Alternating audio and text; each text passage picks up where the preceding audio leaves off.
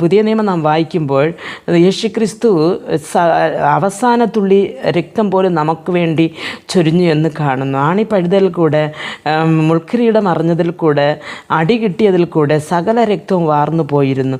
ലാസ്റ്റിൽ ആ ഒരു ഹൃദയത്തെ ഭാഗത്ത് ആ കുന്തം കൊണ്ട് കുത്തി ലാസ്റ്റ് ആ രക്തവും വെള്ളവുമായിട്ട് വന്നതായിട്ട് വചനം പറയുന്നു. പ്രിയ ദൈവമക്കളെ, അങ്ങനെ നമ്മെ പാപത്തിൽ നിന്ന് വീണ്ടെടുക്കുവാൻ യേശുക്രിസ്തു അവസാന തുള്ളി രക്തം വരെ ചൊരിഞ്ഞതുകൊണ്ട് നാം ഇനി ഒരു മൃഗബലി ചെലുത്തേണ്ടതില്ല എന്ന് ബൈബിൾ പറയുന്നു.